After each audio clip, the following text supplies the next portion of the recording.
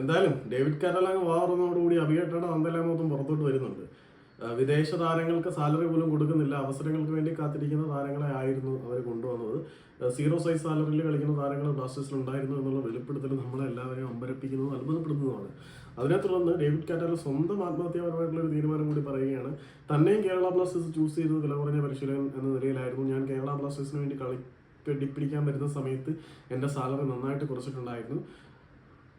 ഇവിടുത്തെ സാഹചര്യങ്ങൾ എക്സ്പീരിയൻസ് ചെയ്യാൻ വേണ്ടിയിട്ടായിരുന്നു ഞാൻ വന്നത്. ഞാനും വലിയ പ്രതിഫലമൊന്നും വാങ്ങിച്ചില്ല, കുറഞ്ഞ പൈസയ്ക്ക് കിട്ടുന്ന കോച്ച് എന്ന നിലയിലായിരുന്നു എന്നെ കൊണ്ടുവന്നതെന്നാണ് പുള്ളി പറഞ്ഞത്. ഡേവിഡ് കാറ്റാല എവിടെയും അദ്ദേഹത്തിന്റെ കരിയർ ഫുൾഫിൽ ചെയ്തിട്ടില്ല എന്നുള്ള കാര്യമൊക്കെ നമുക്കറിയാം. എല്ലായിടത്തും സാക്ക് ചെയ്യപ്പെടുന്ന താരമായിരുന്നു.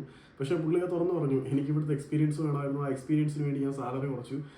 അപ്പം കാറ്റാലയെ കൊണ്ടുവന്നതും കാശ് കുറവുള്ള ഒരാളെ നോക്കി തന്നെയാണ്. ഇപ്പം ഈ മാനേജ്മെന്റ് കൊണയ്ക്കുന്നുണ്ടല്ലോ. എന്തൊക്കെ തന്തയില്ലായ്മകളാണ് പറയുന്നത്. ഞങ്ങൾ ടോപ്പ് ലെവൽ കോച്ചിനെ കൊണ്ടുവരുന്നു.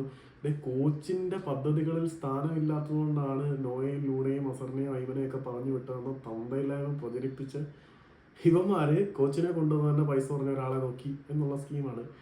ദീപസ്തംഭം മഹാശ്ചര്യം, നമുക്കും കിട്ടണം പണം എന്നതിനപ്പുറത്തേക്ക് ഇവന്മാർക്ക് യാതൊരു തേങ്ങ കൊലയില്ല. നമ്മളെയൊക്കെ നൈസായിട്ട് അങ്ങ് വിൽക്കുവാണ്.